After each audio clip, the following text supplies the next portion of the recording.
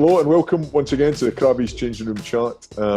This week we are joined by two internationals who played in the game ahead of Friday night. We're showing the 1995 game against France. John Manson, I'll start with you before we go to the legend that is Brian Redpath, because your memories of the games are probably slightly different. And John, you'd have been done. In fact, John, you talk us through your memory of the game.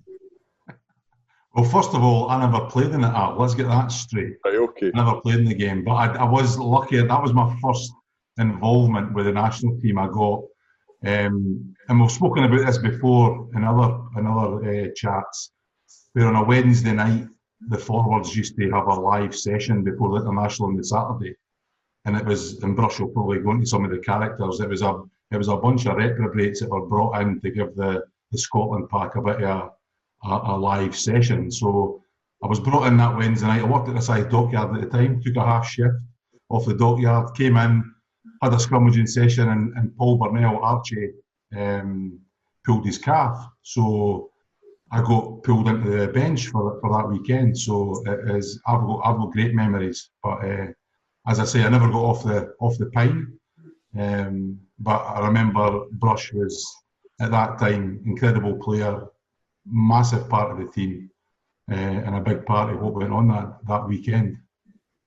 So, Brush, what about your memories of that game? Do you remember John Manson getting pulled in on a Friday night? I did. I remember the Wednesday. I remember, as he mentions, all the reprobates, and probably John himself, Kev McKenzie, Stuart Reid. There's many people in there with a bit of a chip on their shoulder about having a dig on the lads, and we always used to be very alive and lively on the Wednesday, and the scrum half and standoff used to come in, and we used to have the live scrums against each other, and it was just it was a bit mad. So it was great, but the actual game itself was just an amazing experience. That was my first time playing in the old Parc des Princes.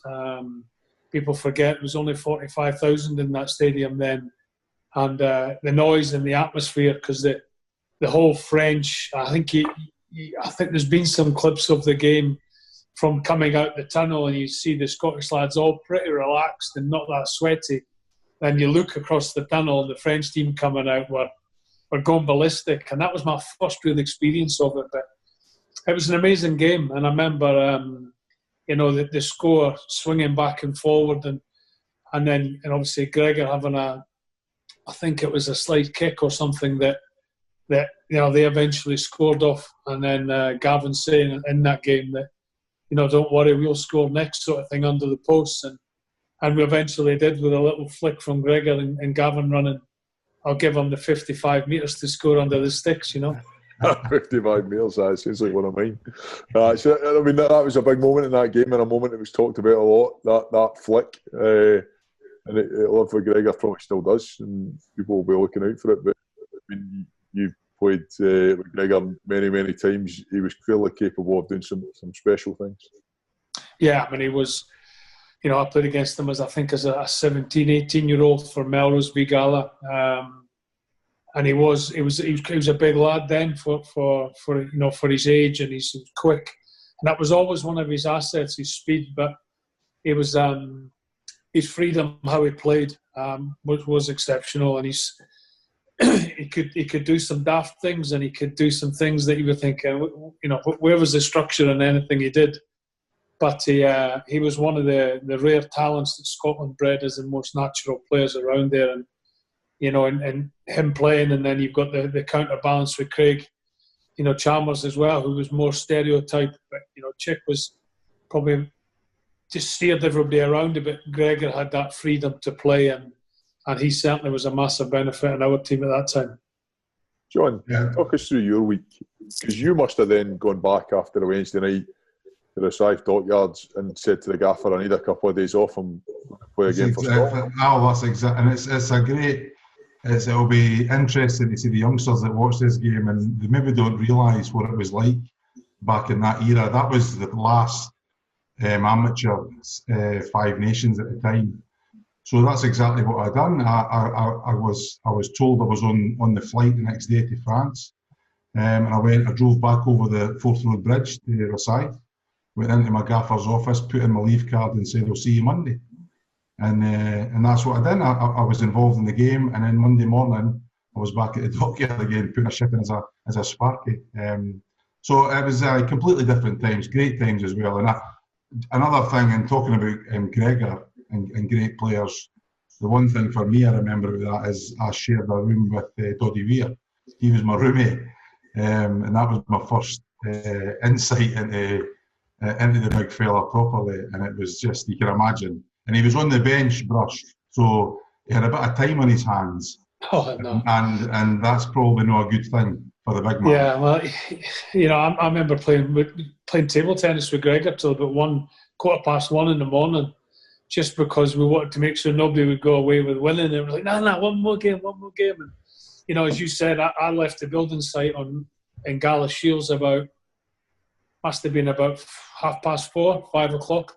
So I was a joiner and I worked on the building site, self-employed, and same sort of thing. I left at 4:30, 5, drove up, stayed up, overnight on the Wednesday night because obviously was in the squad, and then returned on the Sunday to the building site on the Monday. So it was a total, strange time in our lives when we were going from just being normal working blokes on the trades, generally a lot of us, to suddenly going to the World Cup as it led on to after that, and then getting the first contract, for you're in a whole year to suddenly be a self-employed joiner, playing in a massive game like that, going to a World Cup, and then off the back of that, turning professional virtually. Another thing, Brush, to take you back to the game for a second, and a couple of things that I watched the highlights last night, and again, this is something that the youngsters won't appreciate. You actually played the game with one of those Adidas brown leather balls. Leather balls. And fortunately, it was a sunny day and it was a nice day. But maybe give everyone a bit of an insight into what those Adidas balls were like back then, and maybe if it rained, what they were like. Well, even training with them, and we obviously got one to train with, and it was generally wet prior to going across. But it was just like when it got wet, it got skiddy and slippy, and it was round. It was great for punting and box kicking because it was a big circulated sort of ball. It wasn't long oval, and we were fortunate that day it was dry. And I tell you what else, I got my top ripped off. I got caught in a hurricane. I got my top ripped off, and the top I was given was a 48, and that was the largest top because there was. And you should see it, and there's no number on the back. It's my next It's the point. longest top, and I put it on, and I took my shorts up, and it was sticking out the bottom.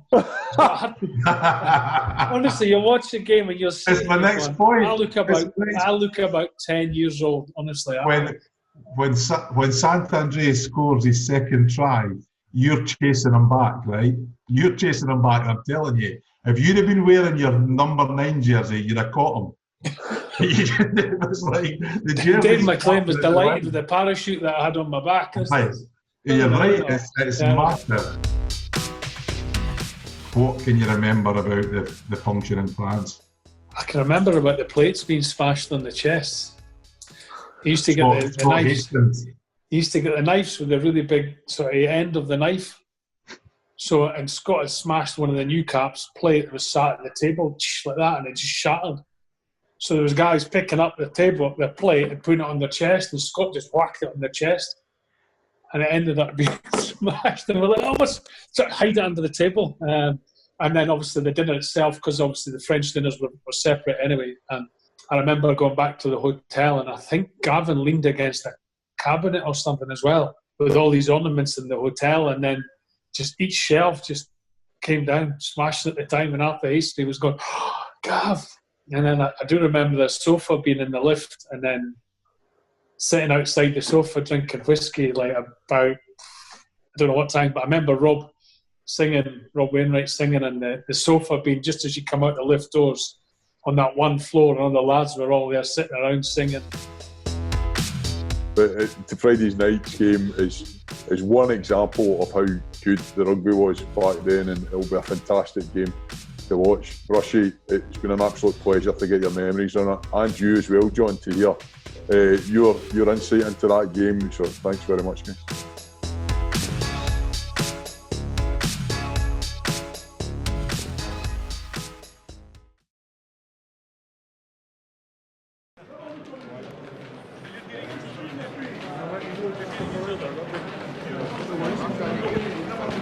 You've got a human error. Anyone else to go? Human error. No problem.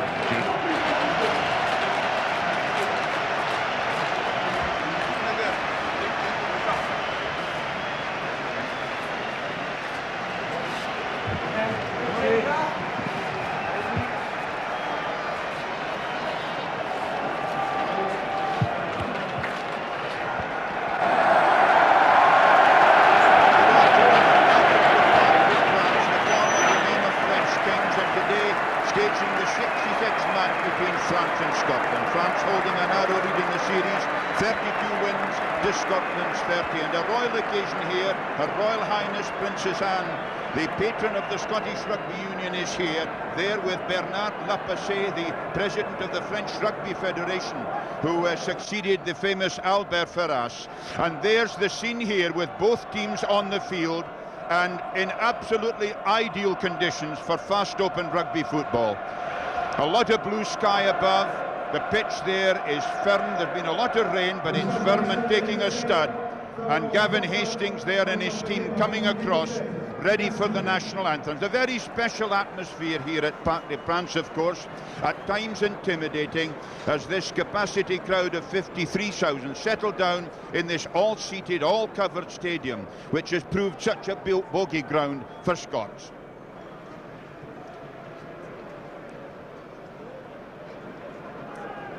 The big crowd have been entertained by the Lothian and Borders Police Pipe Band.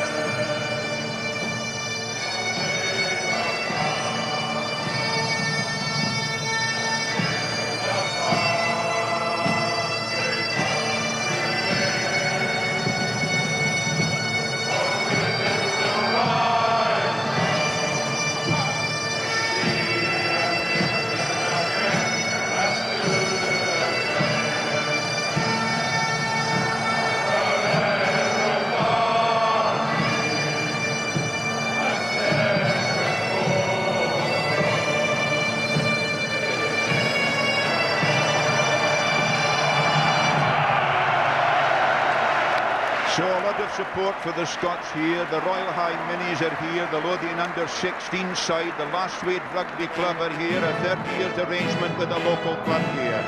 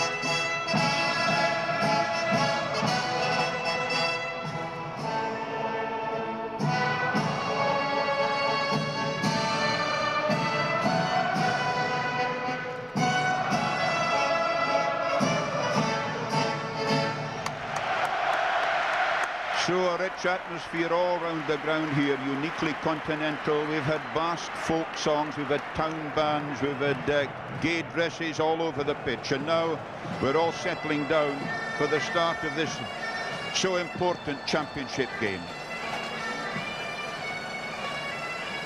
And there the Lothian and Borders Police pipe band and their pipe major Les Watson taking their leave of the field, and with me John Jeffrey. And John, what is it about this ground that seems to inhibit Scotsmen?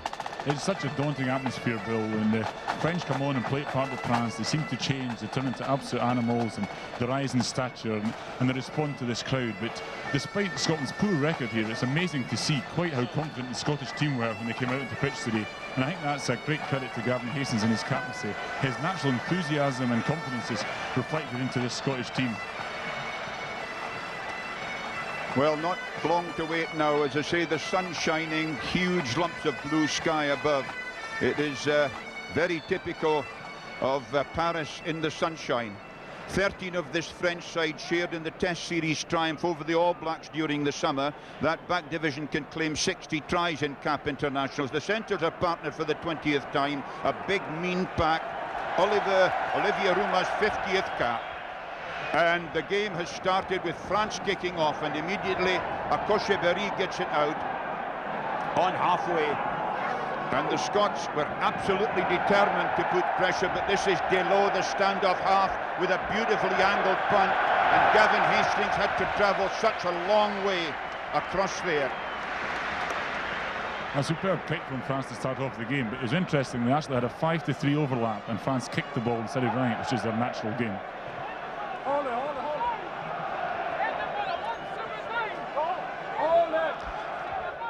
So at this first line out, Damien Cronin is at number 2, but there the Irish referee David McHugh, who is taking charge of his first Five Nations Championship game, and they're insisting on the gap down the middle.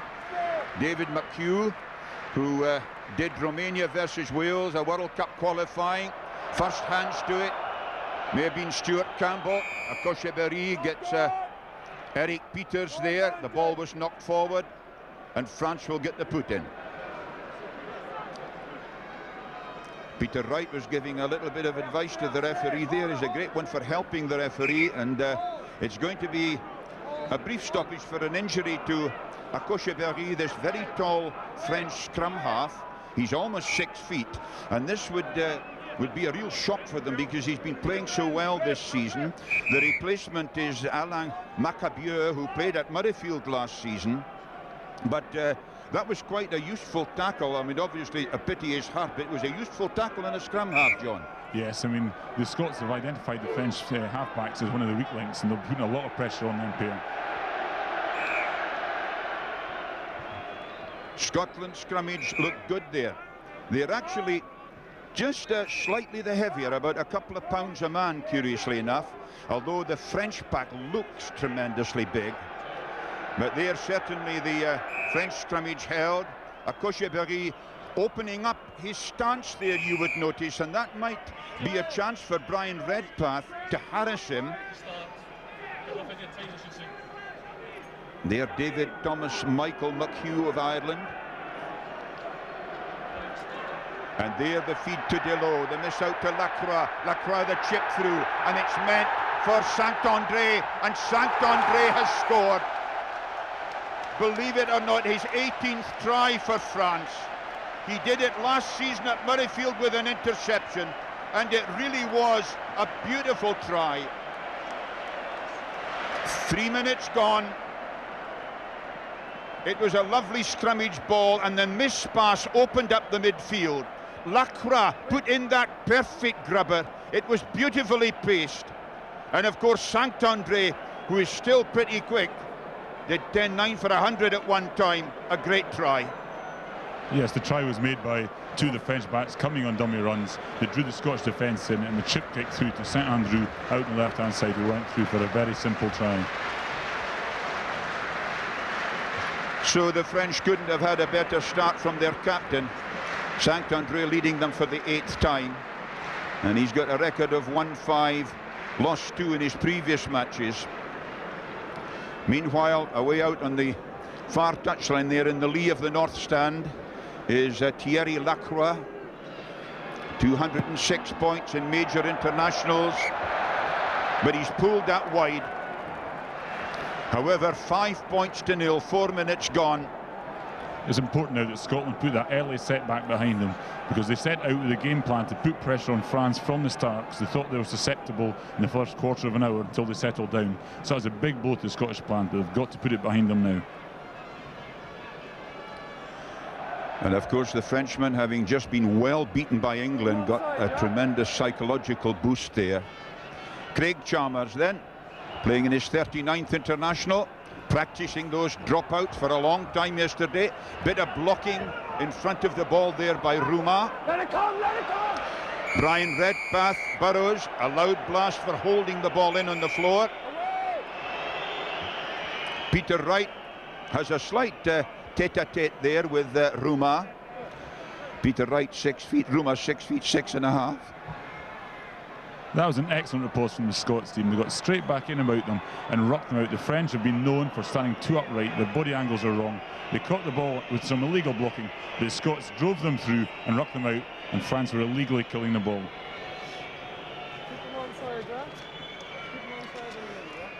So Gavin Hastings, in very good kicking conditions. There's not a lot of breeze down there. The pitch has had a lot of sand on it, so there are places where there's quite a bit of give.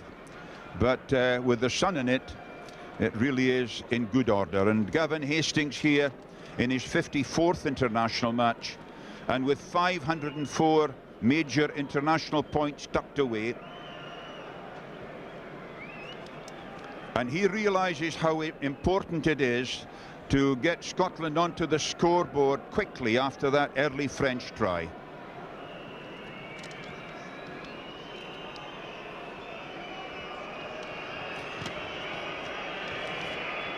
Gavin Hastings then, just a little ripple round the ground, but nothing much.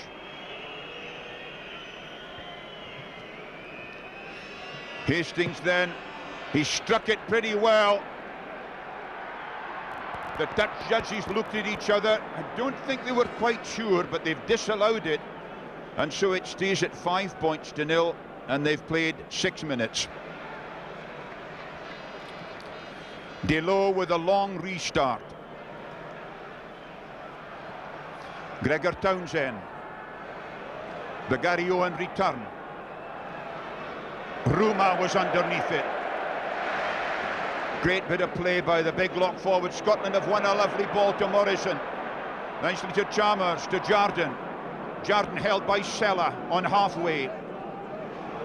Again, good rucking by the Scots. Brian Redpath with a kick, 2 metres too far. Correct tactic from Brian Redpath. Keep the ball in behind the French. The French were very disappointed in the English game, the amount of balls they lost going into contact situation, and already had a 1 turnover already.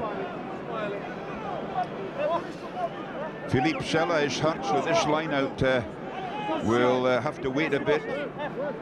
There he is, Philippe Sella, who, you can hardly believe it, has played in 105 major internationals now. I mean, you should get a medal for that. And this man has been a figurehead in the French side for long enough, the world's most capped player. He's been 13 years an international player, first capped against Romania in '82. And he means so much as a sort of father figure of this French back division. 33 years old now, sighs of relief round the ground as he's restored. French forwards trying to rumble their line out. Delow again, Lacroix. Caban had it initially, but the Scots going. Cronin thumping on. Almost up to the French 22. Good riposte by the Scots. Ball knocked forward.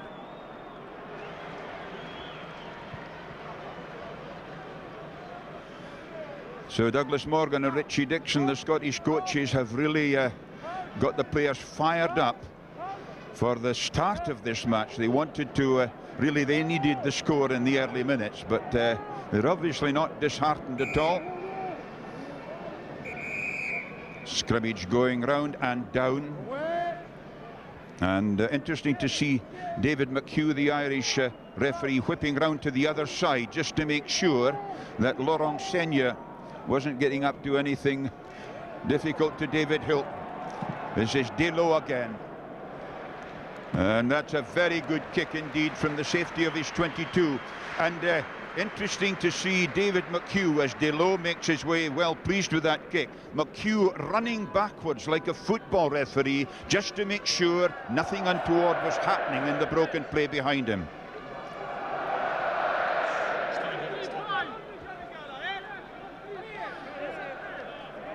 So the Irish referee David McHugh and his Dutch judge Owen Doyle had a word there. Cronin worked the ball to Redpath.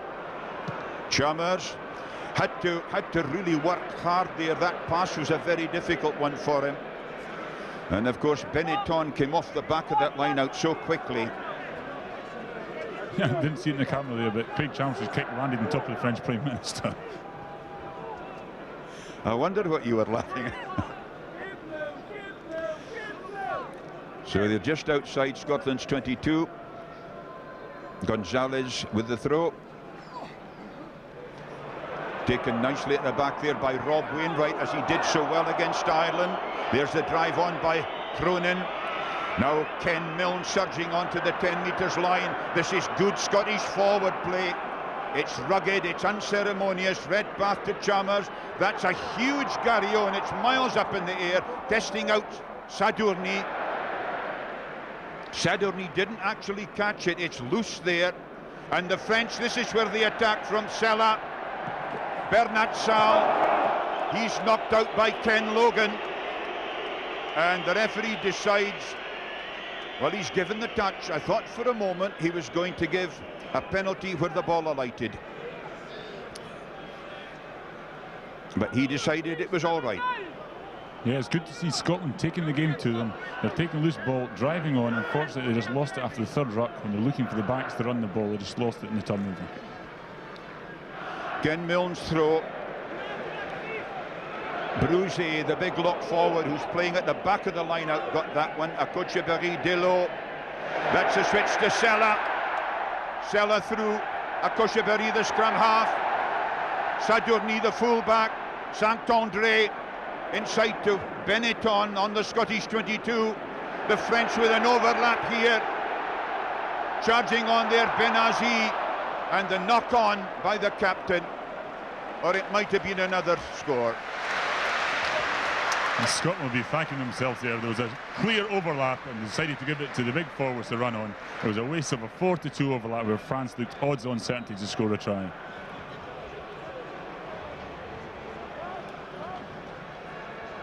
So this is right in front of Scotland's post on the 22. They need and they've got a good scrummage there. Redpath to Chalmers. That's safe.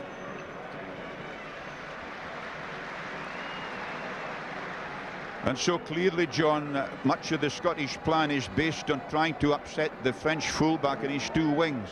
Yes, I think they're going to keep the ball behind those two, behind the wings, behind the top of the fullback. But the other area they seem to be attacking is round the fringes, tie in the halfbacks. That is a very weak link. And I think when they're doing that, they'll also tie in the French back row, which they regard as a very dangerous threat. If they tie them in, then they can attack wider out again.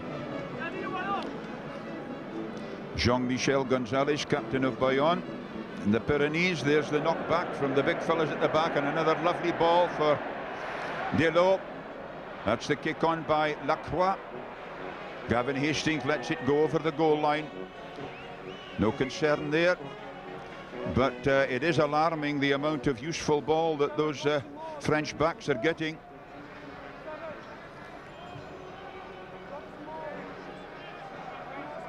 Craig Chalmers going away over to give himself plenty of room. He doesn't want to put this out in the full and give the French a scrummage in the middle of the 22. Ensuring that the players are behind the ball, not behind the line. So important not to get offside. It's a very good restart. Up goes Rouma. Beautifully laid back. Akocheberry, Delot. Finds Caban, this tremendous flank forward. Lacroix couldn't hold the pass. So unusual to see a French forward even giving a bad pass. And there's the benefit of a genuine out-and-out open side with Caban. The speed of Caban, straight to the breakdown. And as you say, most unusual for the French to drop the ball. They had a 4-2 overlap again here. He just couldn't get a hold of the ball and a 4-2 beckoning. Gavin Hastings, he threaded it well. He was so far outside the 22. Sadourny inside. Saint-André cutting across. Half tackled by Morrison, but got away. That's the French 10 metres line. Delot, a clever kick back across the forwards. Back there goes Joyner. Out to Hastings. Hastings, oh, a lovely kick, that one.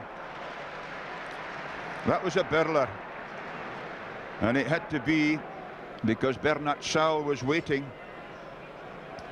Another Frenchman injured away over on the far side of the field.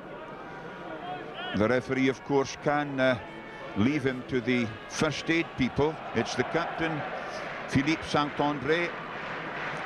A little bit of gin and tonic, he'll be as right as rain. This match has been played at absolutely furious pace. Both teams are trying to run the ball, keep it alive, and let neither team set into any rhythm whatsoever. And it'd be interesting to see how the Scots, they've got the sun in their advantage. I think they've put more high balls back on top of Saint-André, because in the second half they'll have the sun in their eyes. You can see here they're driving through, the French are driving through, caught well there by Damien Cronin, and that's where the injury happened to Philippe Saint-André.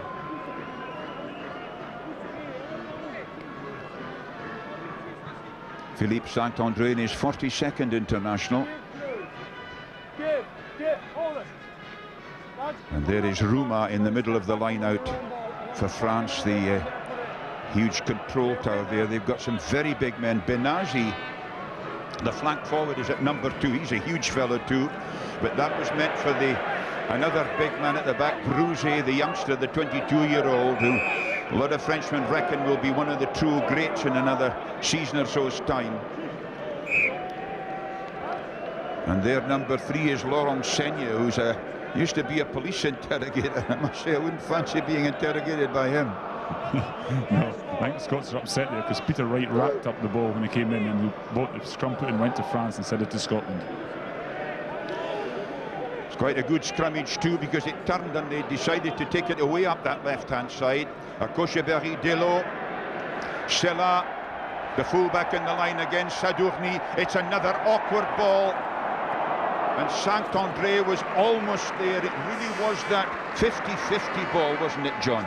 Yes, you can hear the alarm bells ringing every time the French backs run with the ball.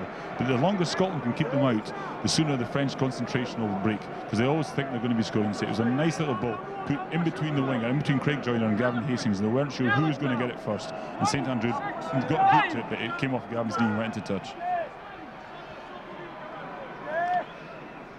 Scotland's 22, Cronin with the jump at number 2. He really is a new man altogether, Damien Cronin. Brian Redpath caught there by Benetton. That really was where Scotland needed a quick pass to clear it. And they're certainly shunting the Frenchmen onto their own side. Ian Morrison worked the ball back to Chalmers. Hasn't found his touch. Sadourny, that's a switch to Sella. Sella, Cocheberry, the scrum half. This is lovely play by the Frenchman. That was Lacroix with a quick kick. Gavin Hastings off his left foot, a tremendous kick by him on the run. Back goes Delot. And that's a very good return indeed by the French standoff half. Yeah, it was a great thinking from the Scottish captain, from Gavin Hastings. When he got the ball in his own 22, he knew that Saint-André and Sadourny was putting pressure on him, so he got the ball and could it back down where there's no use. You can see there from the amount of possession that France have had, that Scotland have been under the cosh the whole time. And Redpath, at the bad end of a rucking there, and had to replace his jersey. Still the Scots inside French territory. That's Stuart Campbell of Dundee High School FB. Well taken again by Bruget. The Scots are going to have to deal with that menace at the tail of the line out. The ball held in and the Scots encroached within the 10 metres area. The line out wasn't over. Sella again to Benetton. The French so well mix up their backs and forwards. That was Rouma who took it. Now it's Delot again. Delot out to Sella. Ball didn't go to him. Chance for the Scots to counter-attack here. That's Ken Logan. Logan pushed out of the way there by Benazi. Logan kicking on. Back goes Sadourny. Bernard Sal is there as well. Sadourny caught, but it's Bernard Sal, the winger, who gets back there. But that was a great chase there by Ken Logan and Rob Wainwright, and that will hearten the Scots. Yes, that will increase the Scots' confidence. You see here, Ken Logan had a bit of fracas with Benazi, but they got the kick through. Both himself and Rob Wainwright were chasing up and putting great pressure on. You see here, Sadourny goes down on the ball, and Kenny Logan does the exactly right thing. He waits till he gets back on his feet and then tackles him. He drops the ball, Rob Wainwright knocks out his hand, and the loose ball could have easily produced a try for Scotland.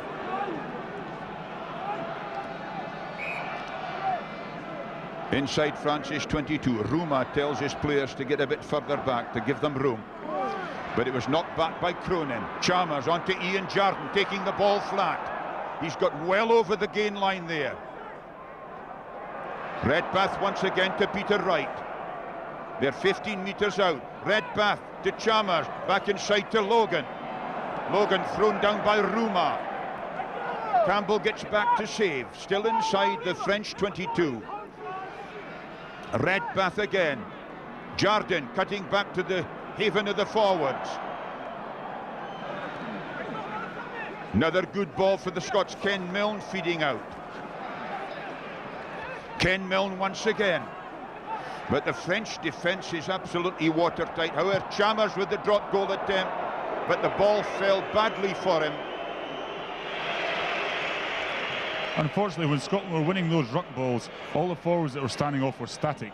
If they could have a bit more depth and possibly put it a bit wider out the second, third time, I think it would be more useful for them. So they've played the first quarter of the match, 20 minutes gone. It's 5-0 for France. Once again, Delot with a huge restart. Dropout, taken again by Townsend. Townsend once again, a huge Gary Owen. Sadourny waits. Look at this full-back go, he's another Blanco. And indeed he succeeded, Blanco. That's the French 10-metre line. Akochepari, Delot. Delot switching back to the narrow side. He's got this huge man, Benazi, there. Look at him go, the big Moroccan. Peters eventually knocked the ball into touch. But that fella, Benazi, who has played both for Morocco and for France, and indeed did so in the World Cup against the rules at the time, but he is a menace. Yes, he's a huge man, Bill. It's vitally important that Scotland deck him early on. If he gets into his stride, he's a very difficult man to put down. He'll take 2 or 3 and then deliver the ball. You see there that Scotland have now got 60% of the possession. They need to use it slightly better. Midway between halfway and the Scottish 22.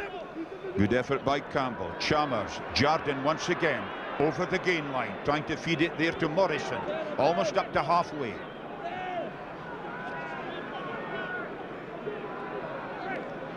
Yes, the Frenchman did well to stop the Scots winning quick ruck ball there. Number 4 was Bruzy, the youngster, trying to work it clear. This could well be a penalty to Scotland for going round on the wrong side.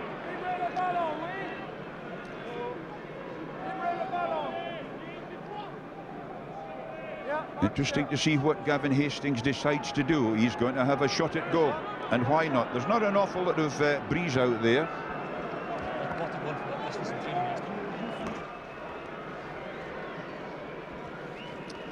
So Gavin Hastings with a kick of something like 54 metres. It's dead straight in front of the posts.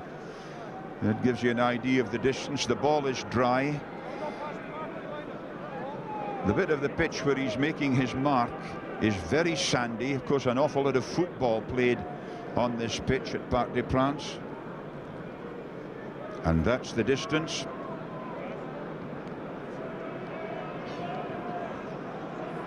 Gavin Hastings with, 69 conversions, 112 penalty goals.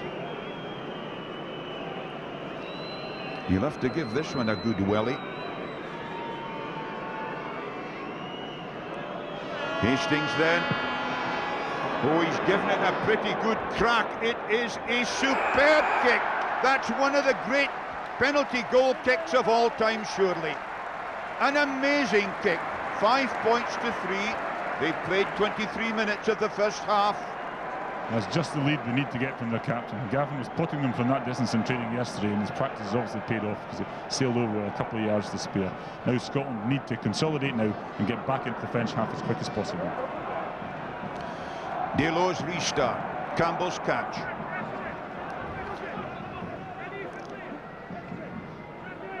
Cronin has worked it back. Now Redpath. Chalmers. Hastings in the line. This is Townsend. Townsend almost through, gives it to Hastings. A great run by the Scottish captain. He's almost up to the 22.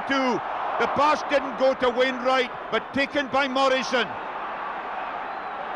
Now it's Peter Wright out there to Joyner. Joyner within 10 metres of a try. And they come again to Chalmers. Jardine once again, almost the interception. Townsend is going to score. He's in between the posts. A great effort by the whole Scottish side, going virtually from their own 10 metres line to a great score.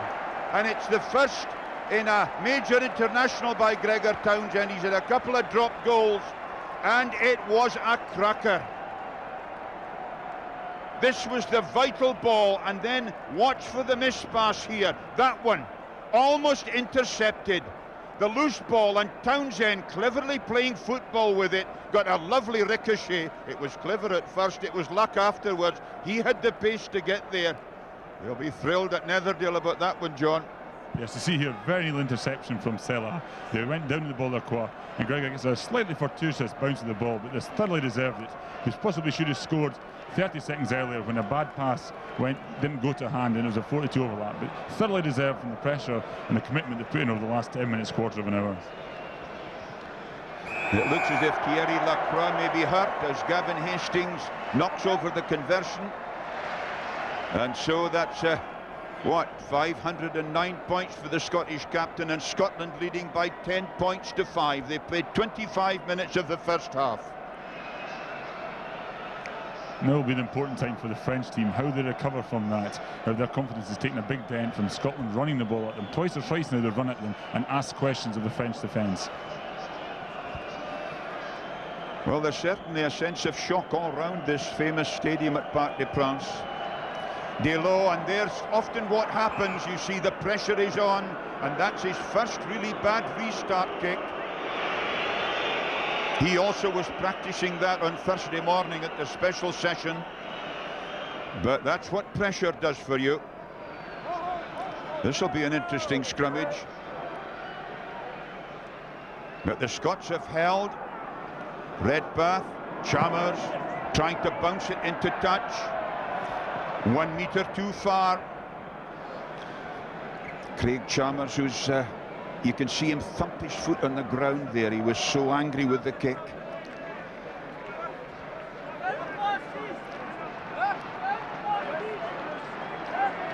So the French battalions are huge. Benazi at number 2, Rouma at number 4, and that big fellow, Bruget, at 6 feet 8.5, standing like a lighthouse towards the tail. And here they've won another good ball to Delot. That's not the best kick. Could have been further forward. In comes Hastings, took it brilliantly. Redpath gave himself a bit of room. Again, a very awkward one indeed for Sadourny, and Joyner was up on him. So that certainly is the kind of ball that the Scots were hoping to pepper this fullback with. He's a brilliant runner, Jean-Luc Sadourny. Sadourny, who plays for Colomiers just on the outskirts of Toulouse. But there you notice, as he took it, his eye came off it. Yes, I mean, it shows he is weak under the high ball, and I know Scotland will try and emphasise those plays. Good bit of robbing by Benazi there as the line-out was swept. Then Rouma feeds it back. Cocheberry to Delot, to Lacroix. Lacroix, a big ball by him. And once again, David McHugh, the Irish referee, running backwards and just making sure that if there's any odd punching going on behind him, he'll see it. You get the sense of feeling that the French team are absolutely shell-shocked by the score. I mean, they're absolutely amazed by this. They weren't expecting it. And at the moment, you think they'd be quite happy just to settle for that score at half-time. 10 minutes or so to go to half-time. They'd be quite happy with that score at half-time and give them time to recover and regroup. Just inside Scottish territory. Milne's throw, Cronin's feed, Redpath beautifully to Chalmers, to Jardine again. Jardine the hitman in the middle, but robbed that time. Bruzy had it, now it's Rouma, now Benazi. Oh, Benazi very well tackled by Brian Redpath, at least tripped. Hand tapped. It was a brave effort by the little Melrose scrum half, that one. And that's the only way to bring Benazi down, is go low. You've got to go down below the knees, because if you go high, see up here, Brian Redpath comes in very low and gets hold of his ankle and trips him up. It's a good, very good tackle. He's like a moving articulated lorry, Big Benazi, when he gets going. Ken Milne's throw. Campbell. Redpath again, trying to work his way through the tail of the line out.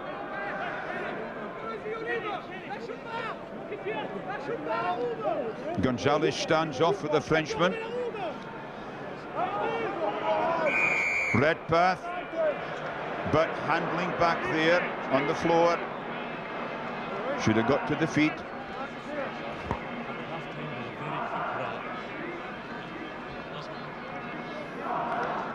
Craig Chalmers.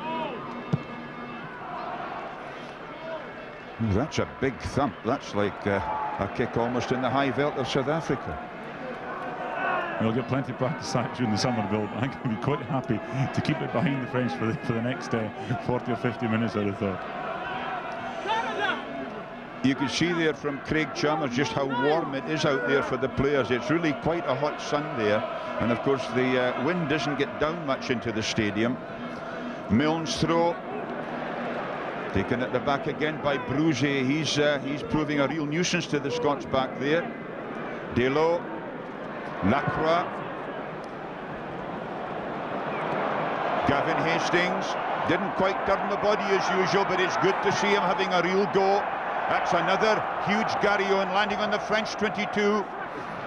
Real chance there for the Scots. Forwards driving in. Campbell there with a good drive. Referee's whistle had gone. Scotland get the put in. Lacroix out in the centre took a dim view. He thought that the French should have had the put in. And meanwhile, Damien Cronin is hurt.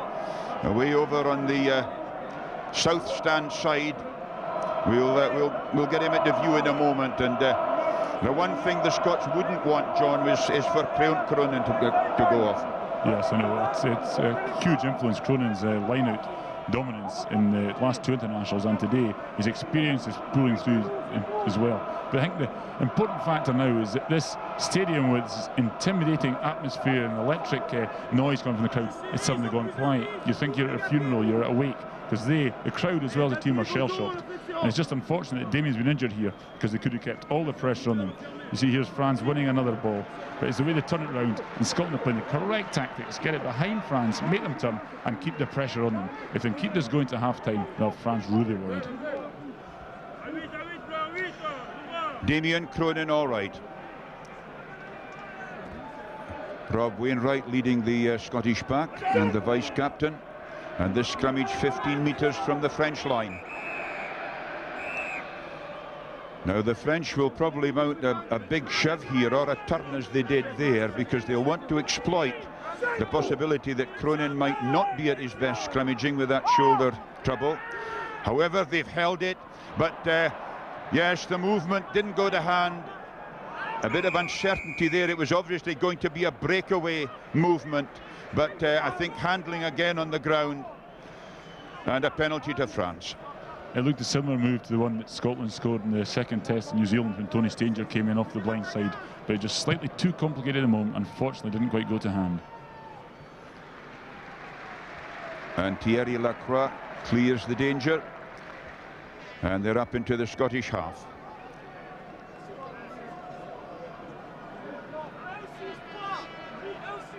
They played just over half an hour. It's 10 points to 5 for Scotland. Still a gorgeous day here at Parc des Princes. Jean-Michel Gonzalez with the throw. Stocky little fella, built like a garage.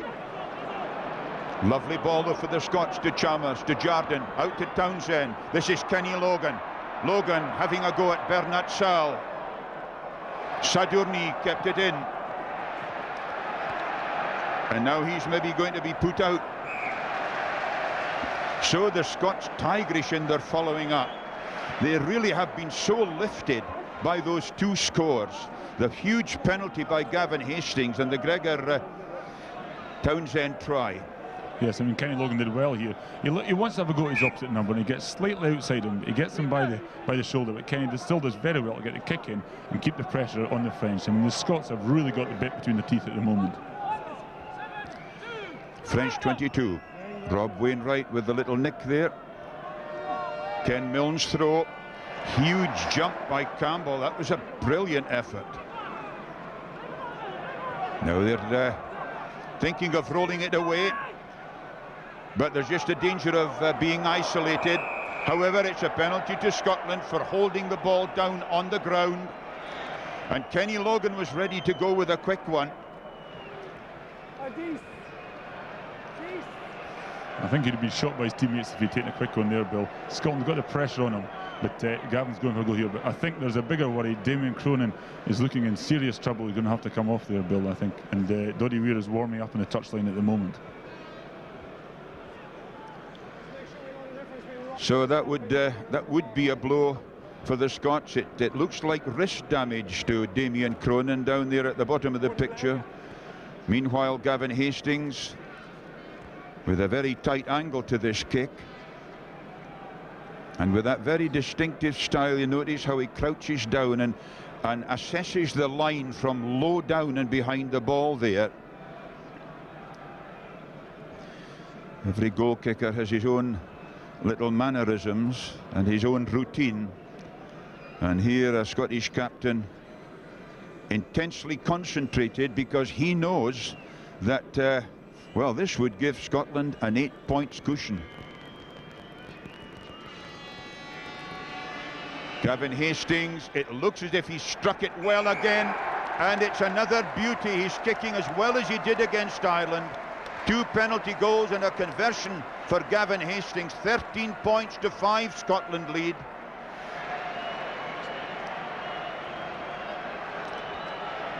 And so with about 7 or 8 minutes to go to half-time, that's the encouraging situation for the Scots.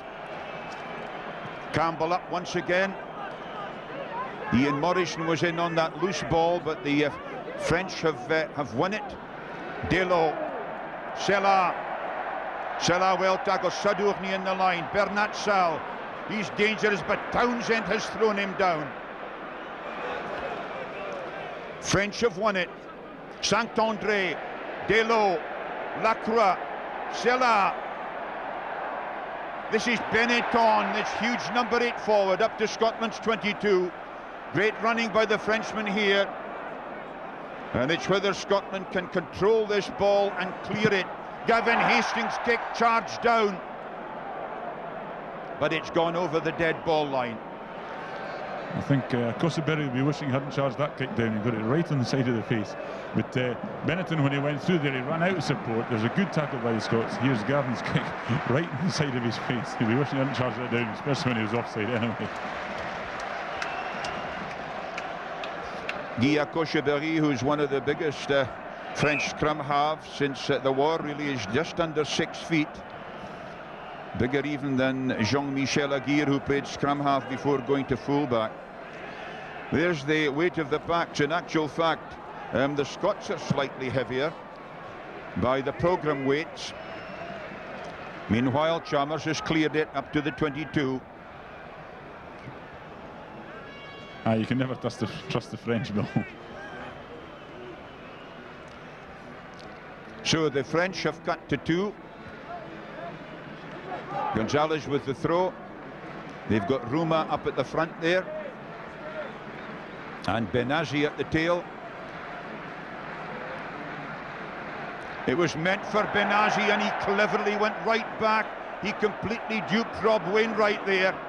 And this could be a handy ball for the French. Saint-André, Delot with a drop goal.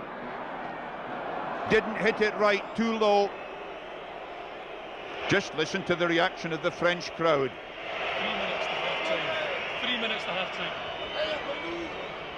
Yes, I mean, the Scots defended actually the loose ball there very well. They tied it in tighter, and where France was looking for a quick ball to run from that short line out, it was delayed and held in, and it ended up a static ball, and there was a lot of pressure on the standoff when he went for the drop goal. French crowd not amused. Craig Chalmers. He's dropping out well. Ruma once again, though. He's so athletic. But that's a good ball for the Scots to have pinched. Redpath has it. Chalmers. And the French crowd are furious at the fact that Ruma caught the ball and Scotland took it from them. Not half as furious as Ruma is himself. He's giving his teammates a terrible swearing there. But that's great turnover by the Scots. As we said before, Barbuzy insisted that the French had a better record this game than they did against the English. But the Scots have been very well at this point.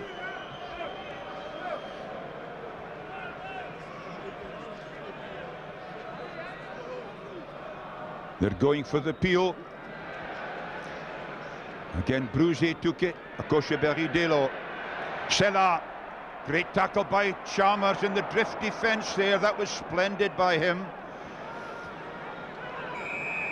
Loud blast penalty to France. Again interfering with the ball on the ground. Just about a couple of minutes to go to half-time. Scotland leading 13 points to 5. As you see, it's a great time. They're playing all their ball to the tail where Brugier is winning it all. They ruck over and get good possession and run it out. Sella was looking for somebody to come back inside, but it was a cracking tackle from Craig Chalmers, who went out and decked him at the same time, keeping pressure on them the whole time, which is excellent game plan. Thierry Lacroix is taking this penalty attempt at goal. Another of the great Dax point scorers. Remember Alba Ladejo, remember Lescarbura, all from the great Dax club. And here Thierry Lacroix with a 206 points from 27 internationals, 50 penalty goals. This would bring France right back into it. Looking into the sun, having difficulty as the Scots will have in the second half. Lacroix, low. Is it straight enough? Indeed not. It's just wide of the left-hand post. It stays at 13 points to 5 for Scotland. They're almost up to half-time.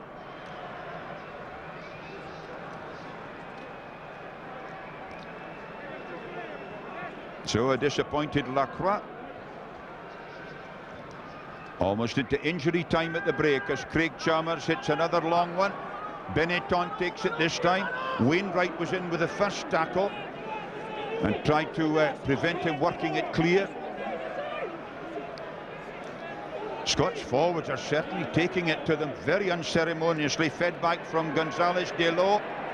This is Lacroix.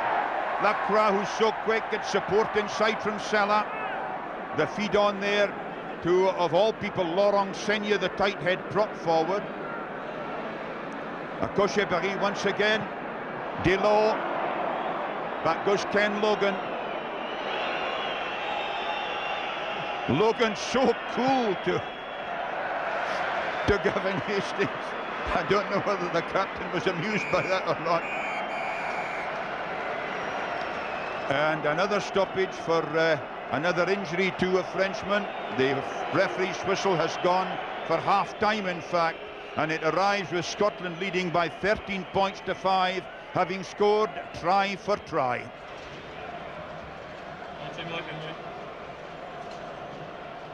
The Scottish Government is easing the restrictions due to coronavirus. We are now in phase 1. You can now meet with one household at a time outdoors as long as you stay 2 metres apart, and there should be no more than 8 people. Please only meet one household per day. Public spaces are also beginning to open for leisure and some non-contact sports. The restrictions are being eased carefully because the virus is not yet fully contained, so there's still a risk of it spreading. For the full information about phase 1, go online.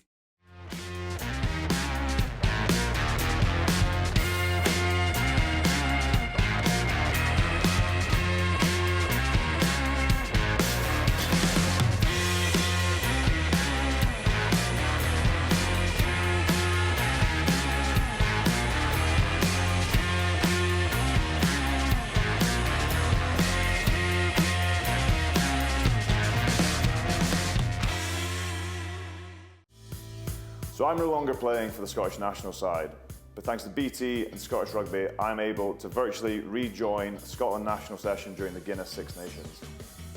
Let's start with some basic attacking play. Oh, that's weird. It's good that I don't like heights, right?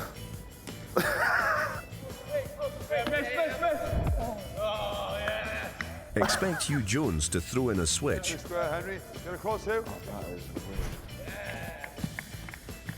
Don't shut it off, George.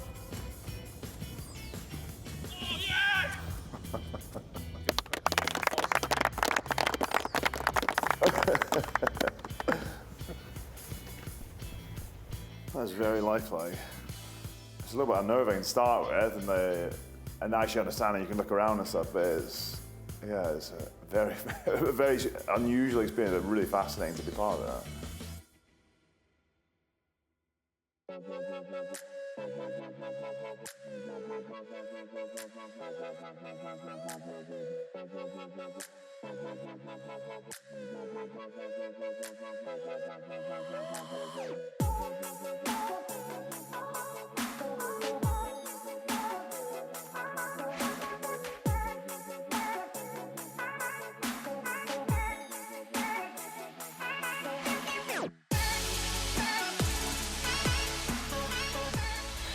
Get ready to go in the whistle. A rugby club is more than 15 players on the field. It's about a life better spent. A community mucking in together out of love for the local game. From kicking tees to cups of tea. Protecting the future of the game, making the stars of tomorrow. Royal Bank Rugby Force makes rugby life even better. We'll support over 75% of all qualifying clubs this season with tools, funding and expertise. Make sure your club is one of them. To apply, search Royal Bank Rugby Force and get started today.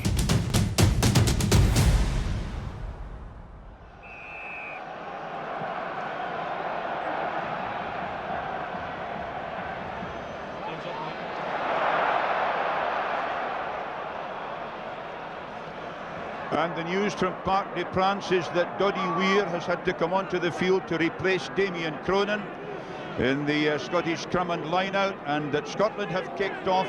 And here this maul on the French 22. Scotland now playing into the sun, but there's a large area of shade just up there in the whole of that right-hand half of the field. So this scrimmage, that's the 22, the French 22. Cocheberry, Delot. Delot's kick charged down by Chalmers again, and he's got up and put Sadourny into touch. Craig Chalmers has done some very good foraging today, and that was another aspect of it.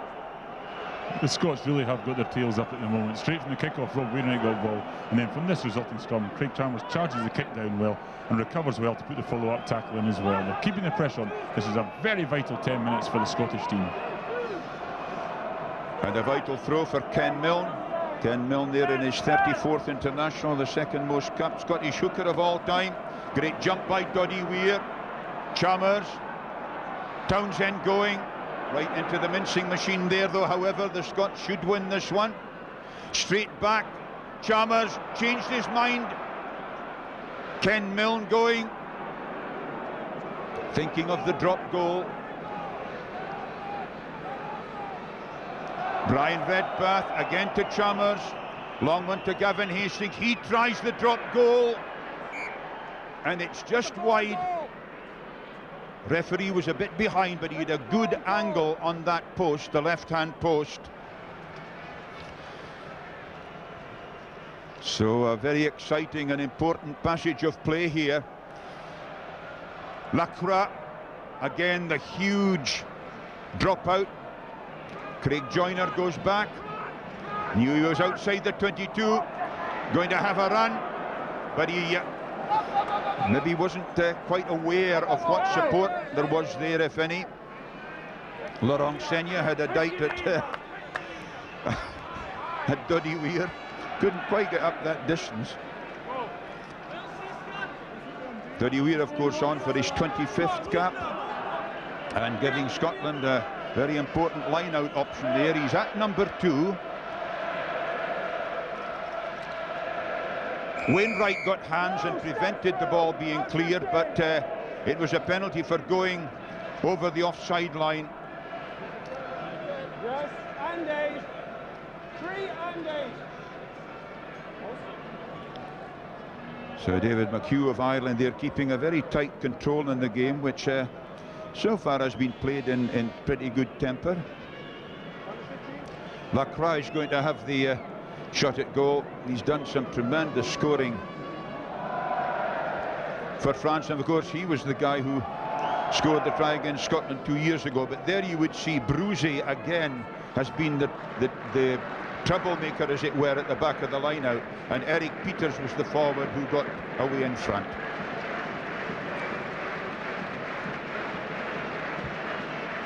Lacroix, nothing out of 2, unusual for him.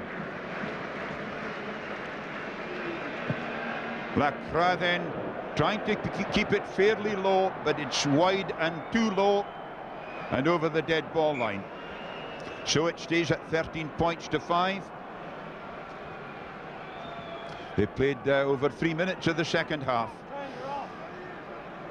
Still a warm sun blazing down there as Gregor Townsend tries to take the quick one.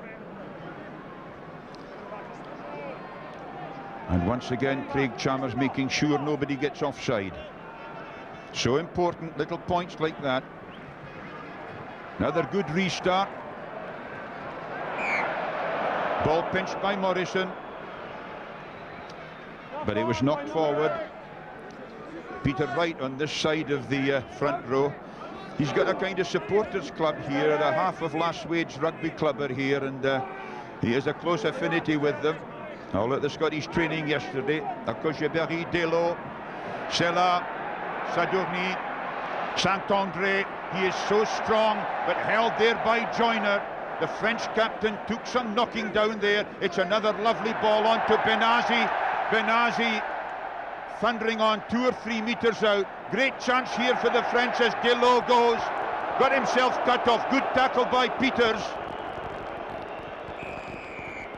And it's a penalty to the Frenchman for going over and killing it. But that was a splendid passage of French play. Yes, France kept the ball very well alive there. Saint-André, he stayed on his feet, took 2 or 3 men in, and then when the ball came to Benazi, they went through a huge gap in the Scottish defence. It was an outstanding tackle from Gavin Hastings, who decked the boy, but unfortunately from the follow-up ruck when Delude got caught, you see here, he's well tackled by Peters and by Craig Chalmers. Now they tried to turn him here, the ball was turned, and they were hoping Scotland were going to win the ball. He's fighting away, and Scotland get penalised for going over the top. Rather unfortunate. It really was panic stations here for the Scots. This is Lacroix. The crowd didn't like the fact that he tried the penalty rather than the tap one, but they'll probably like the fact that they've got 3 points back, and it's 13 points to 8 for Scotland now, and they've played 5 minutes of the second half.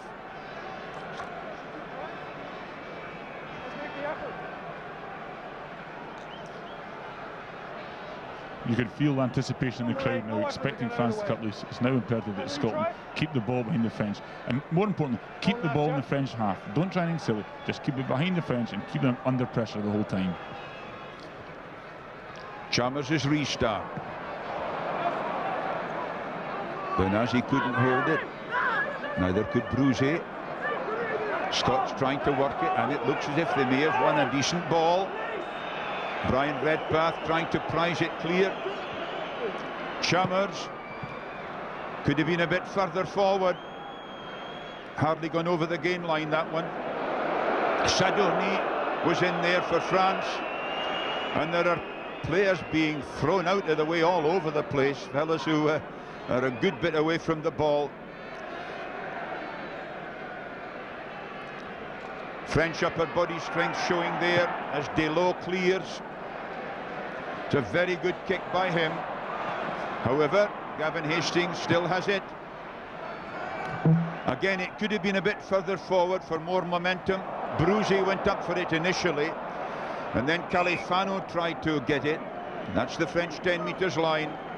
Went forward, Scotland scrimmage. Peter Wright, as I was mentioning, is in the front row on this side for Scotland, and he's up against Christian Califano of Toulouse, who's just 22 and who's normally a tight head but has been switched to loose head. There's Peter on the drive, Wainwright trying to go with him. Eric Peters, who's generally very quick in pick-up and acceleration off that move. Scotland still have the put in. Referee may have decided that they'd made a ruck out of it. Stay up. Stay up. Stay up. Okay. They're on the French 10 metres line. Redpath, Chalmers looking for touch at the corner. It looks like a very good one, and it is. That's excellent tactics by Scotland. They're varying it, but keeping it simple, driving on from the base of the scrum or putting the kicks down behind them. A superb kick, and just keep the pressure on the France. You know, Scotland are winning now, still winning by 5 points. Keep the pressure on the French and possibly pick up the odd penalty or even score a try. Well, a great opportunity here. Although, of course, it's Gonzalez to throw, and the French have cut to 2. Bob Wainwright at the back as the sort of extra scrum half. Taken at the front by Ruma.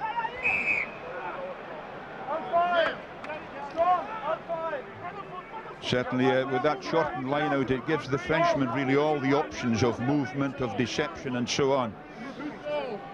But it's still a good strong position here for the Scots. Doddy Weir back in the lock position, of course. He's played quite a bit as a number 8, 10 in fact as a number 8, and 14 as a lock forward. This is his 15th in the middle row. And the Scots tried to get a shove on there to destroy the heel, but it didn't work. It went back there to Sadourny, and that's his clearance.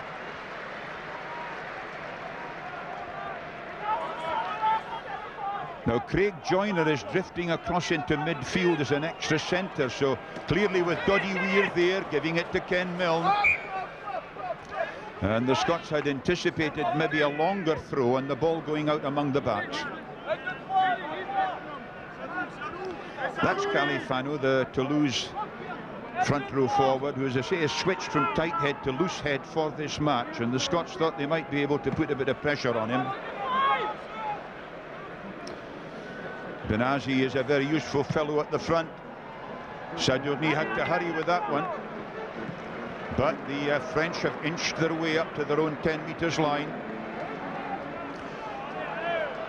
Scots, of course, will be concerned about throwing long because, as I've mentioned, that huge fellow Bruzy, the youngster, is standing there second from the tail. That's Sadourny, the fullback. Weir again.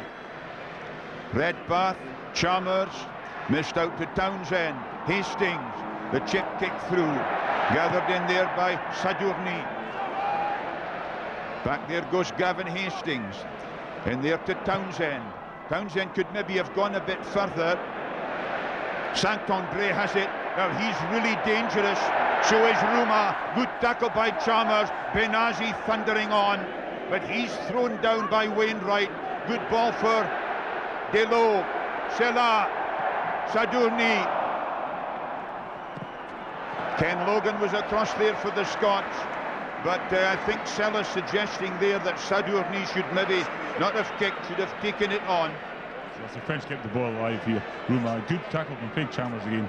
Then Benazi, who else, comes charging on, driving through a low tackle to put the boy down, and then France ran it wide again. You think the French are very rattled here because they're starting to kick the ball. These are ideal opportunities. They would normally have ran it there, but Sadourny kicked the ball as well. But there's panic in the French ranks at the moment because Ruma is down on this side getting treatment. Ruma, a big day for him, his 50th cap today. He's the 18th Frenchman to reach that milestone. And of course he now comes level with great French forwards, Michel Celaya and Philippe Dantron, the hooker. And there's Ruma. He sometimes looks like an old farmer who's dropped out from behind a plough, John, but he certainly can run. Oh, he's a very useful player. When you get likes of him and Benazi running at you, they run at the backs, they get into open space and they get their legs open. By Jove, they cause a lot of trouble. Well, they could cause some more trouble here because they're both in the line out. France again having clipped the two. Gonzalez isn't happy with the space down the middle, the captain of Bayonne. He's another who's played prop for France in an international match. They switch their front row men about. That's a good throw there. Benazi, however, thwarted that time by Wainwright. Akoshabari waits, suggesting somebody was offside. Delo, Lacroix, switch inside there to Caban. Scotland's 22. Akoshabari, Saint-André, wasn't quite accidental offside. He wasn't in front of him, but rather at the side of him. This is an anxious spell for Scotland with over 12 minutes of the second half gone, 13 points to 8. Crowd roaring as they sense that the French forwards are beginning to rumble and roll. Yes, Akoshabari, being 6 feet, couldn't quite get his feet in the right position. The drive on by Benetton, standing off. Big forward standing off. Here's Benazi, was going to get it, but Akoshabari has gone through. Very good tackle by Wainwright, right in front of the Scottish post. Delo, a chance for him.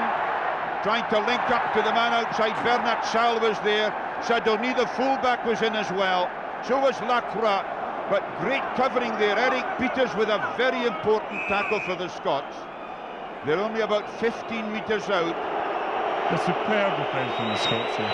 They've been under the cosh for the last 4 or 5 minutes, but they're putting some superb tackles in. And days gone by, the Scots defence would have folded there, and it would have been a definite try. But yet again, there's more Frenchmen lying injured there. But the defence of the Scots has been tremendous, and if they can just withstand this period, then there's a lot of hope. Bernard Sal, the fast right wing, the fellow they call the Pau Rocket, because he plays for the Pau club and he really can shift. But see here, just as he tried to pass inside, yes, it was Ken Logan who disposed of him, and that was Sella who then took the next brunt of it. Craig Joyner and Gregor Townsend getting a little bit of sustenance as well. Meanwhile, the Scots scrimmage digging in there. Redpath, Chalmers, going on to the weaker foot. So Craig Chalmers and Her Royal Highness the Princess Royal, patron of the Scottish Rugby Union, no doubt revelling in the 13 points to 8 scoreline. That's Scotland's 22. Crowd trying to rouse the Frenchmen to even greater endeavours here. Good jump again by Bruze, Delo, Sella, Delo, Saint-André. Again, the Scotch forwards got a crossfield so well there. Another good ball though, Akoshabari, the drop goal by Delo. The arm is raised by the referee. It's 3 points for Delo. His third drop goal for France in international matches. It's 13 points to 11. They've played 15 minutes of the second half. Yes, it was quick ruck ball again, and the French backs were caught him, but Delo dropped to go. It was almost a sense of inevitability about it. I mean, the Scots have withstood a lot of pressure, put some cracking tackles in, but eventually the crack to this drop goal from Delo. The little fellow was lucky because the ball tilted as he hit it. Chalmers' restart. A wee bit too far, that one. Ruma once again trying to pull the Scottish arm away. Delo once more, and he's mixing up his game well too. You know, normally the French wouldn't have been happy in camp the Scottish line unless they got a try and conversion, got 5 or 7 points, but they had to settle for 3 points, which was most unusual for them because they're outstanding Scottish defence. Only 2 points in it though. Ken Milne's throw. Again, Bruze getting ball. He's dominated the back of the line out. The Scots may well have to shift Doddy Weir back there.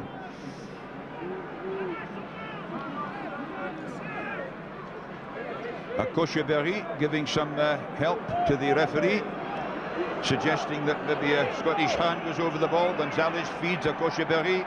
Delo, that was seemed to be a bit forward, and indeed it was.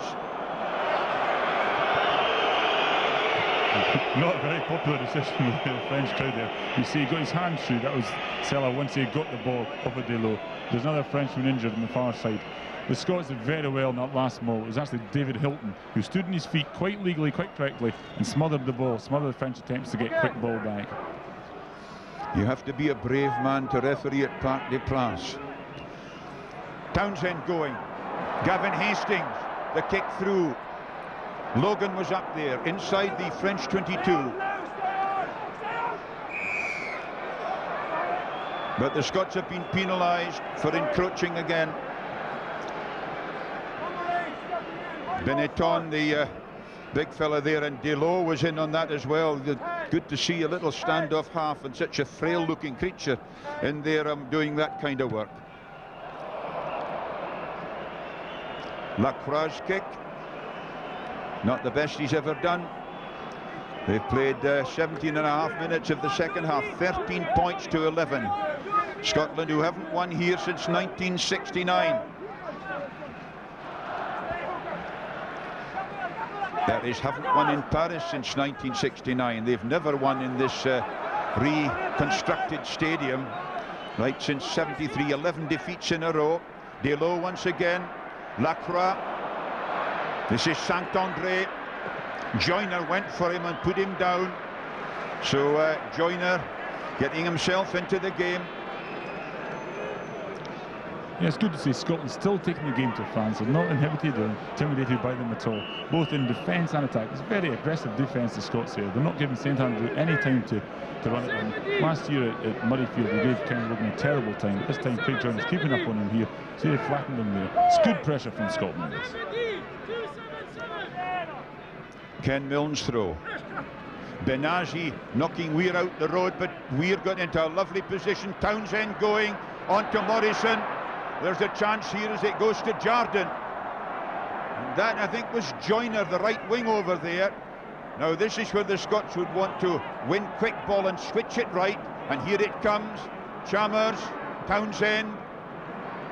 Chip kick through meant for Gavin Hastings.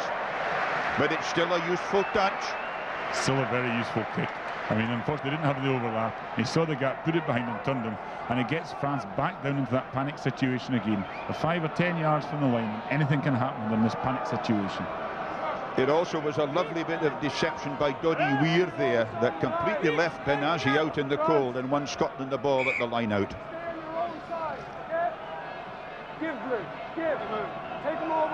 So as close as that to glory?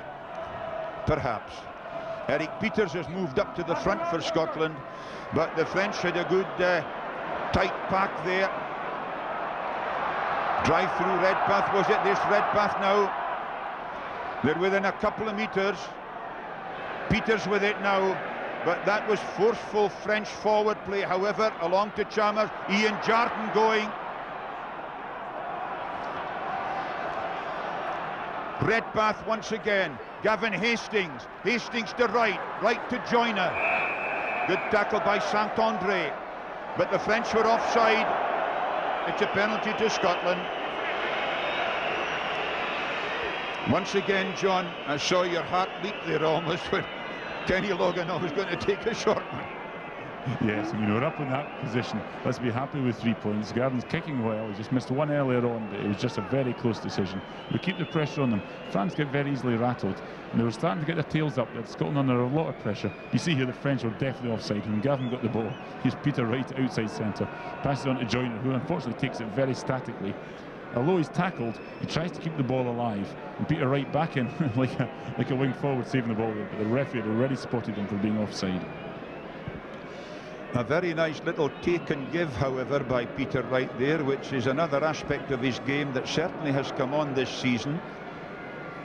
Gavin Hastings, 3 good ones out of 4. This, of course, is from the wrong side for him.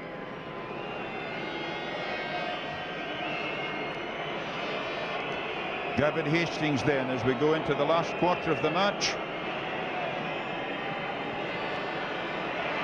Hastings, it's absolutely straight through.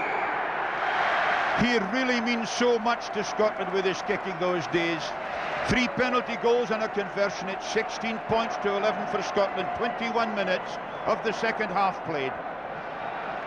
It's amazing how much that lifts the team when you get down in opposition 22 and you come away with 3 points. Too often in the past we've been down there and never got any points and been kicked back down the park. But to come back with another 3 points, we're now 5 points in the lead. Delo, very good kick. Califano.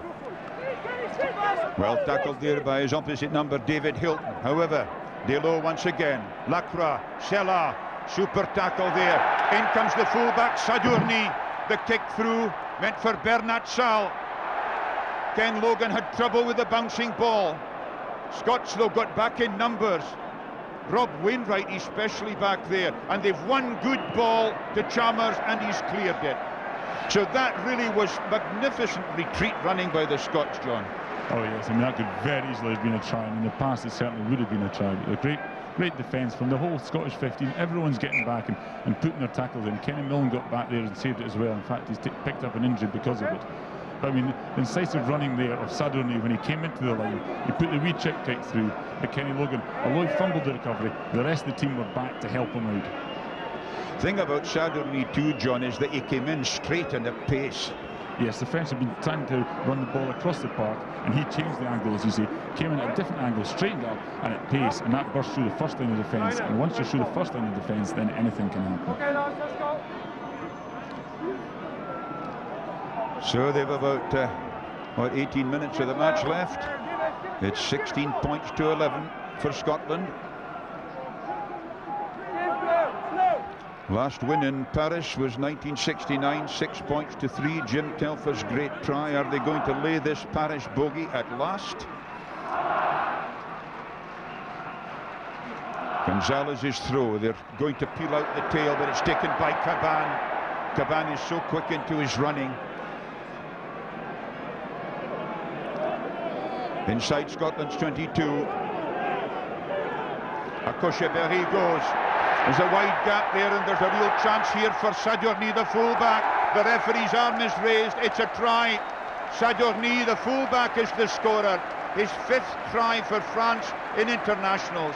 The 28-year-old is the hero of the hour.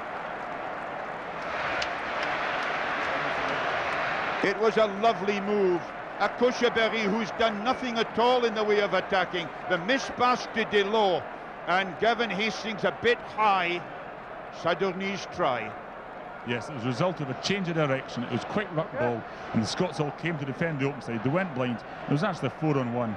Kenny Logan stayed out for as long as he could, then came on Sadourny, and I'm afraid there was a 3-1, and the pure presence and strength took them over the end. And although the Scots were claiming he was put out, when you watch the video camera here in slow motion, he does unfortunately just round the ball. 2 tries to 1 then for the Frenchman. And Thierry Lacroix there with a chance to put them in the lead.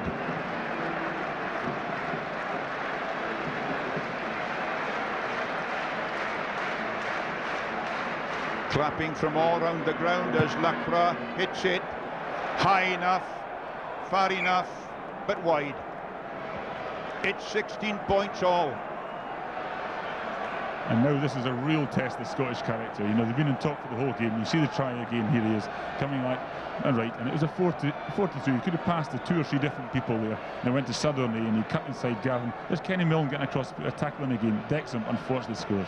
So it's now a test of Scottish character. France have drawn level again. Let's see us get back up there and score some more points. Chalmers is restart and the crowd really in full voice now.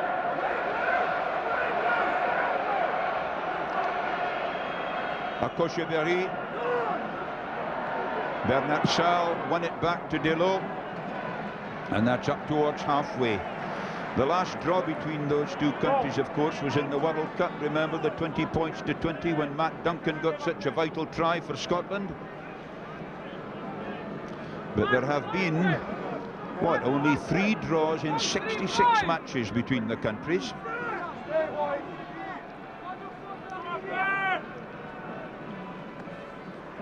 Doddy Weir. Redpath Chalmers. Again, it's not his best. It could have done to have been a bit further forward. However, Weir has it. Wright goes in to help. Now it's Redpath. Chalmers, the switch inside to Jardine. Taken by Ken Milne. But ball knocked forward. And again, another injury. It looked a bad tackle Ian Jardine got. He took a pop pass back inside. I'm afraid it looked a very nasty tackle. He gets to hear from Craig Chalmers. I'm afraid he had the ball and then lost it. But when that dumped him, it looked a very dangerous tackle. He should have been penalised for that, because in fact, although he wanted the ball, he didn't actually get the ball and he was tackled without the ball. It strikes me, John, as quite ludicrous that you get penalised if you take a man's legs away when he jumps for a ball at a kick-off, and yet that kind of tackle is not deemed to be. That is a dangerous tackle. It's a very dangerous tackle, because not only is it his own momentum, he's getting turned. You'll see it again here. Ball comes in, he gets turned, he's getting lifted up there and then thrown back down with the force, not only of his own one, but also of Benazi. I mean, that is a very dangerous tackle. And I think we could certainly have a Scottish prism here. Ian Jardine's in big trouble.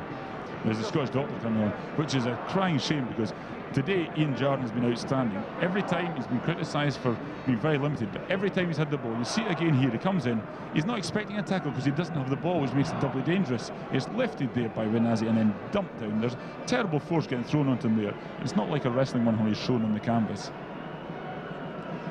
That certainly is a caution offence in my view. Meanwhile, down on the touchline, Graham Shield is warming up. He's already had 10 caps for Scotland, so is a very experienced fellow. However, Ian Jardine of Stirling County, the second player from that club to be capped by Scotland after Ken Logan. And of course also with Kevin McKenzie, capped 2 in Argentina. Ian Jardine is all right.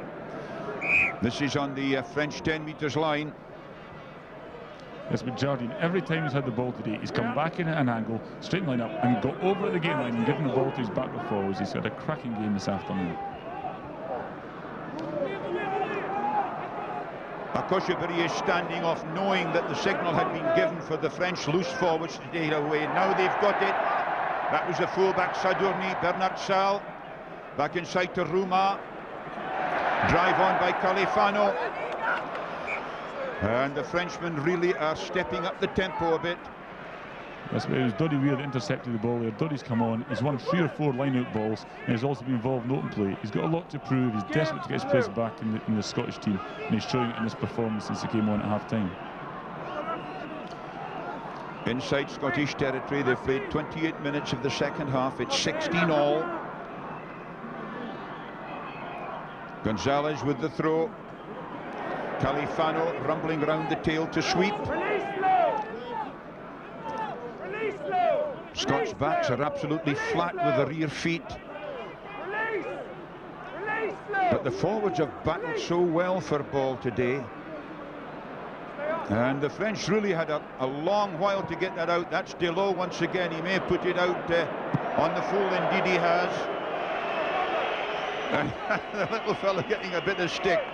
Christophe Delot, who captained Toulouse to the French Championship last season, scored 17 points in the final. And really out of Toulouse, of course, naturally is a natural attacking player, which is why the French backs have handled quite a bit today. Meanwhile, just inside French territory again. Weir eased out of the way, but Campbell got hands to it. Knocked forward. The scrummage going to the French.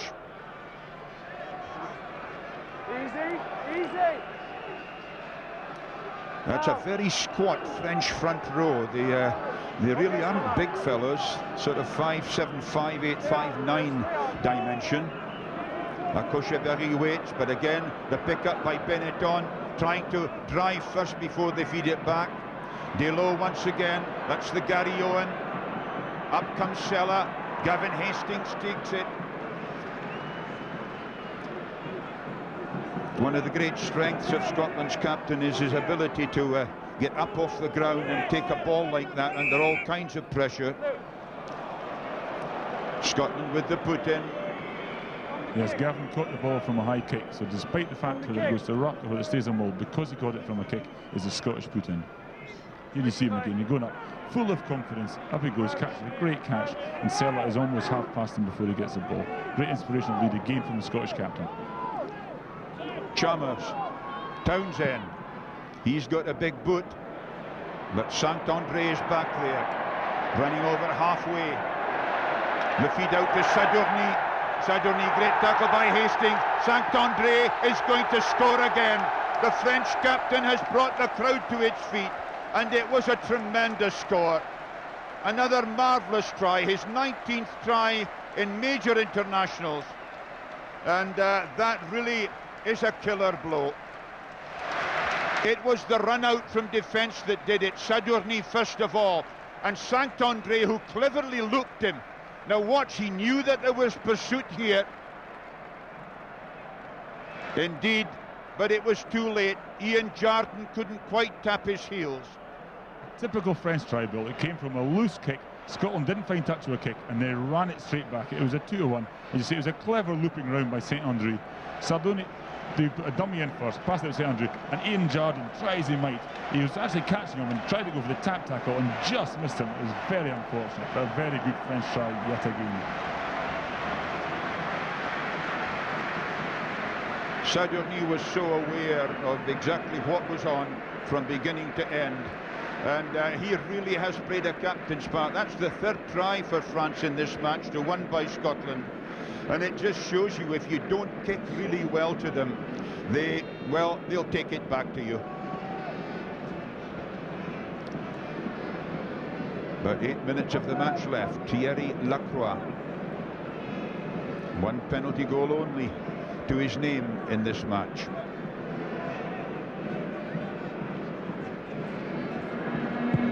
Lacroix then, he's pulled it just wide. It was a pretty good one, but not good enough, and so it's 21 points to 16. 8 minutes left plus injury time, and here we dummy there from Saint-Andre that started it. He gave it to Sadurni and then looped him. So really it was all down to Saint-Andre and his skill and ball work. First the dummy, then the loop. Excellent try. Chalmers gets it going. Knocked down by Wainwright, but the ball had gone forward. And so that's the change that's come over the game. The Frenchman, winners last season, 20 points to 12 at Murrayfield, 11-3 in 93, 15-9 here in 91. And this hoodoo haunting Scotland. Brian Redpath cleverly going out the defence, but Delors with that massive kick. Gavin Hastings looking into the sun and looking for support in the inside, gets it from Townsend, nicely to Jardine on halfway. Ball went forward again, and France get the put in. Scots will be disappointed with that. That ball should have been whipped away from Jardine as soon as he half-turned. Stop, lads, all right? You're going to get your full forward. Yeah, Scotland did the typical French when they tried to counter-attack there. Gavin did well, missed pass back inside again. And Scotland, as you say, were disappointed. They didn't recycle the ball, and more importantly, recycle it quickly. Pick up by Benetton, Akoshabari, that's the switch back to Delors. He'll be quite happy to push Scotland back into their own 22, but this is Kenny Logan. His kick ahead, Sella so clever, like a slippery eel. 33 years old, and he plays like a 21-year-old. He's got 105 caps. Well, he's playing, go on for another 105. Remarkable player. He scored 30 tries for France. 9 matches out of 10 in the 2 World Cups. Another World Cup coming up. Will he never end? Hey on! Peter Wright burrows in. Chalmers, Gavin Hastings. Dead on halfway. Very good tackle by Sella. Stop! Going forward. Scotland's put in. They took it into the ruck. Referee always has to decide whether a ruck has been formed or whether the maul has been pulled down, but there's Scotland getting the benefit. Peters had angled across to give Brian Redpath a little cul-de-sac. Jardine, Townsend, good French tackling nonetheless, and they got bodies over the ball. Lacroix Peter Wright has him. Scotland's 10 metres line. Redpath going. Missed out everybody to Townsend. Townsend still going, switches inside. Great effort that by Craig Joyner, coming inside his man. If Craig Joyner could only have released that ball, there was 4 boys inside him. It was a great breakout by the Scots. The French looked to have rolled away. Peter Wright put a tackle in the middle of the field. They had the turnover and Scott away. See Gregor Townsend here, dummies to go backside and gives it Craig Joyner coming in. You see when he comes through here now, he has Eden Jardine, Craig Chalmers and Doddy Weir. If you could have slipped the ball there, Scots were in below the post. Sadurni, the fullback, did a very good job of killing the ball though there. That was vital at that moment for France. And there's another vital catch there by Benazi at number 2. Sadurni. And so the French fullback that the Scots were going to pressurise has really caused them any amount of trouble. Long throw to the back to Doddy Weir. Brian Redpath couldn't control it. Ruma does. Akoshaberi. Saint-André inside to Benetton. French 10 metres line. Loud blast for handling in the ruck. Handling in the scrummage, handling in the ruck. Penalty offences now, not free kicks. This is Morrison. Morrison presenting the ball. Peter Wright comes in. Redpath Chalmers. Townsend. Townsend half through again. Gavin Hastings has burst away and he's going to score between the posts. An incredible try. The captain's done it again. He's added a try to his 4 goals. Would you believe it? There's only about 3 minutes of the match to go. It was a marvellous effort by Townsend. The little flick pass and the captain heading straight through a gap like a barn door. And he picked up his feet there. They say he's lost a yard. He hasn't lost anything there. And that is a memorable try.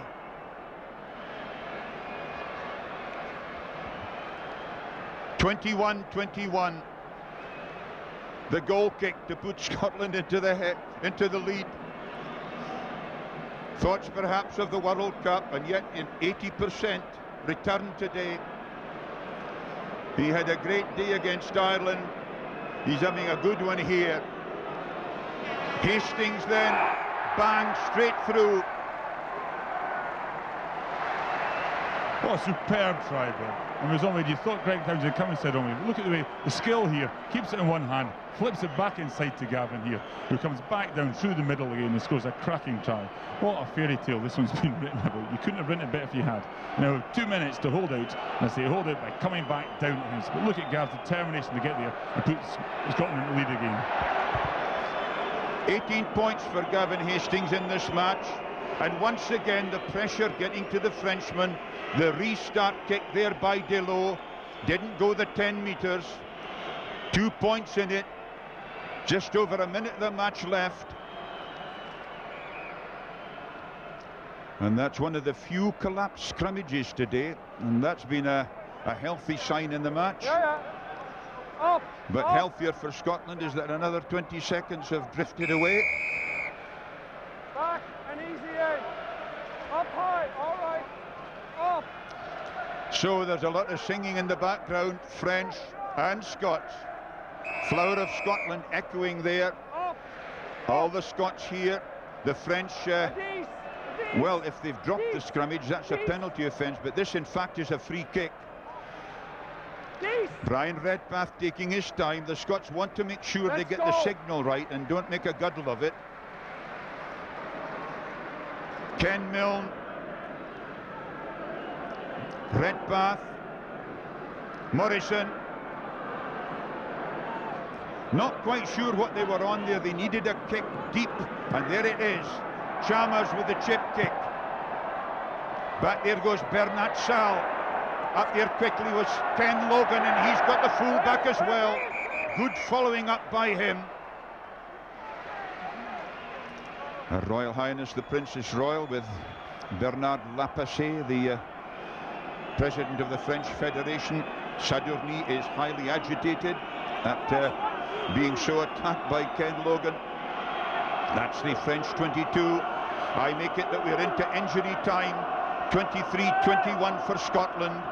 Another huge jump by Doddy Weir. But the French have snaffled it. And they're trying to go up the narrow side, but in fact it was Ken Milne who was coming away with it. But Scotland have been penalised. And it is in fact the penalty. There may have been a comment made after the original penalty given. Akosheberry, Delo, Lacroix put away there by Morrison. Great tackle by Townsend. In there goes Campbell. Now it's out from Saint-André. Delo, I think he may have put it out on the full. In fact, he hasn't. Owen Doyle is the Dutch judge over there. The referee's whistle goes for the end of the match. And Scotland have recorded a sensational victory. A quite astonishing victory. And the Scots players all jumped in the air. You can see how thrilled they are. Her Royal Highness the Princess Royal and Ken Smith, the President of the Scottish Rugby Union too. Gavin Hastings, surely the happiest captain that you could imagine, having made such a contribution. 3 penalty goals, 2 conversions and a try. And that has been a victory, John, for fighting spirit and for unceremonious forward play. Outstanding victory, Will. You know, tons and tons of humble pie for all us pessimists who said they had no chance today. They showed us all to be totally wrong. They took the game to the French, and what was more impressive than anything else was the fact that once they'd lost the lead in the 75th minute, the French came back, and you're worried then that Scotland would go and lose it. And did they not? They came back with more pressure, and an outstanding try by Captain Fantastic himself, Gavin, sealed it. An absolutely incredible, great victory. And I think, John, one of the features from the Scottish point of view, after the criticism of the Irish match, was the play of Scotland's centres.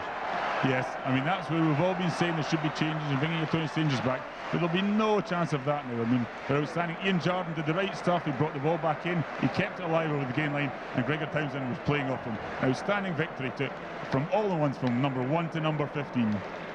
So Scotland provide the shock of this Five Nations Championship by laying their Paris bogey at last with his first win here since 1969. 12 defeats in a row in Paris, at last brought to an end. France played 2, lost 2. Who would have believed that at the beginning of this championship? Scotland played 2, won 2, and all things possible. And the Scottish captain surely will have a celebration tonight.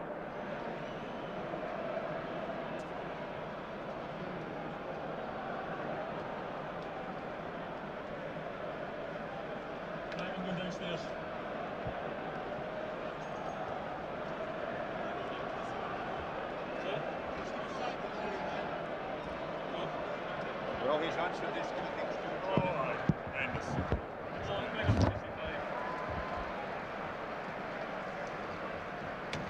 That was great. Wonderful. I really enjoyed it. And there was a bit of repartee and a wee bit of laughing. That was great, John.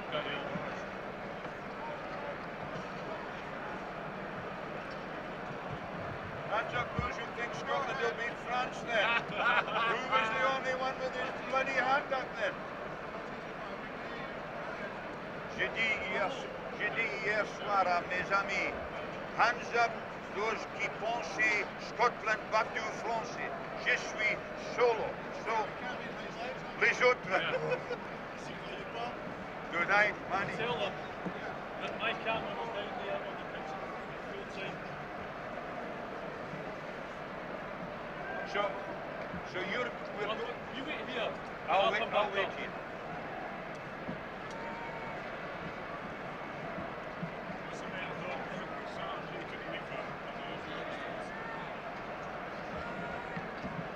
I'll tell you that was a fighting display to equal anything that I've seen. Even in 1969, I mean, they were totally outplayed in 69, beginning to end.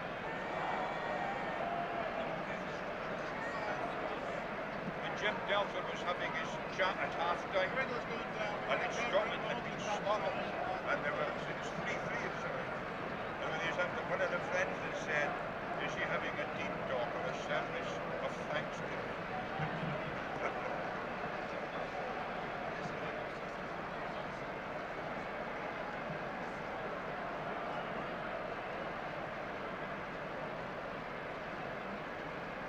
This thing's useless. Oh no, it's gone back, that's fine.